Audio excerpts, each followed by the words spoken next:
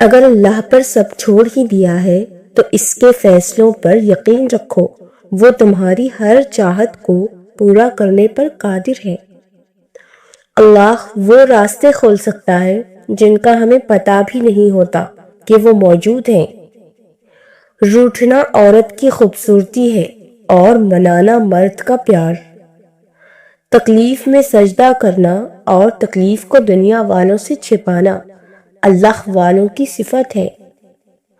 غم کا سہارا لینے میں جلدی نہ کرو، ایسا نہ ہو کہ یہ عادت بن کر تم پر غالب آ جائے۔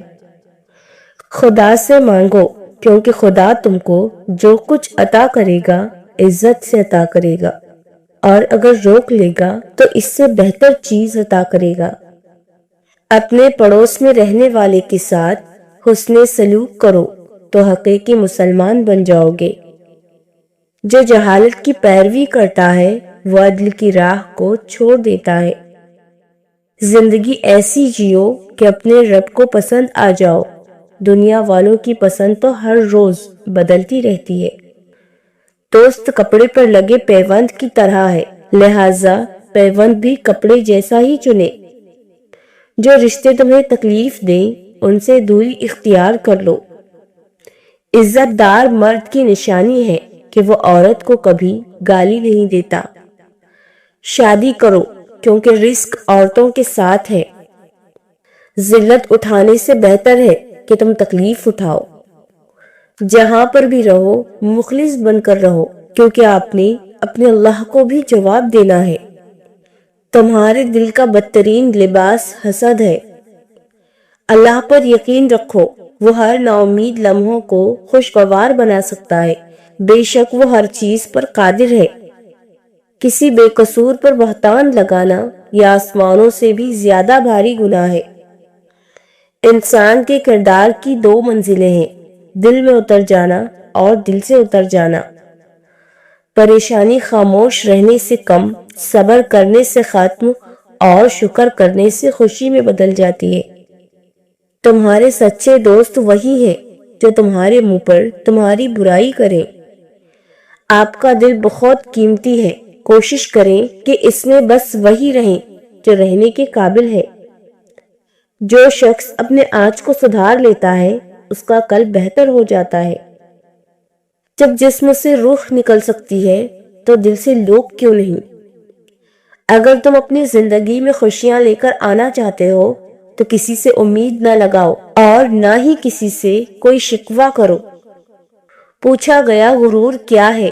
جواب ملا، خاک سے بنے انسان کا اپنی اوقات بھول جانا۔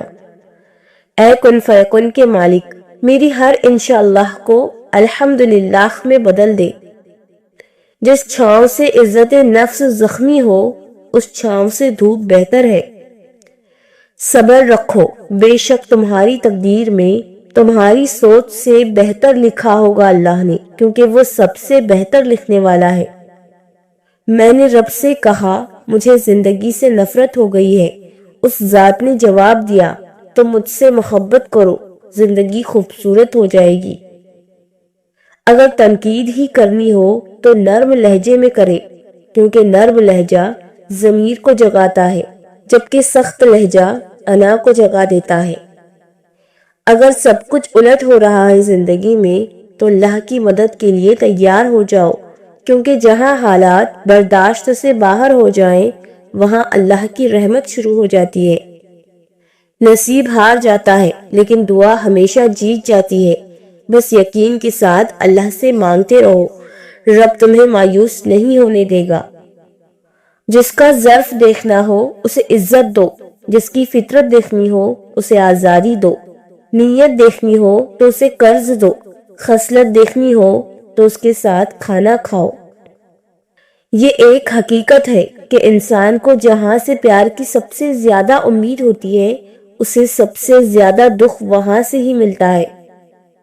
قدرت کا قانون ہے، دنیا میں تم کسی کو بے چین کرو گے تو تم خود بھی چین کی زندگی نہیں گزار سکتے۔ سب سے بڑا جاہل وہ ہے جو ایک ہی پتھر سے 2 بار ٹھوکر کھائے۔ اداس مت ہو، جس رب نے تمہیں دعا کی توفیق دی ہے وہ بہترین وقت پر قبول بھی ضرور کرے گا۔ 6 قسم کے لوگوں سے کبھی نہیں جھگڑنا چاہیے: فقیہ عالم، سردار، پست آدمی، گالیاں بکنے والا، عورت اور بچہ۔ اللہ تمہاری زبان کو مانگنے کی ہمت تب دیتا ہے جب وہ تمہاری دعاؤں پر راضی ہونا چاہتا ہے۔ جب تم محبت کرو تو یہ مت سوچو کہ وہ تمہارے مقدر میں ہے یا نہیں، اسے اتنا چاہو کہ خدا اسے تمہاری تقدیر بنا دے۔ بے شک مشکل کے ساتھ آسانی ہے، مشکل وقت پر صبر کرنا اور بہترین وقت پر شکر کرنا مومن کی پہچان ہے۔ انسان صبر کا دامن چھوڑ کر خود کو حلال سے محروم کر لیتا ہے، جبکہ اس کو وہی ملتا ہے جو اس کے لیے خدا نے لکھا ہوتا ہے۔ جب لوگ تمہیں تکلیف میں اکیلا چھوڑ دیں تو جان لو کہ اللہ تمہارے کام کا ذمہ خود لینا چاہتا ہے۔ چپ رہنا ہار نہیں ہوتی، صبر ہوتا ہے، جو اللہ کو بہت پسند ہے۔ کوئی بھی آپ کی اذیتوں کو آپ جیسی شدت سے محسوس نہیں کر سکتا، کیونکہ آپ سہ رہے ہیں اور دوسرا سن رہا ہے۔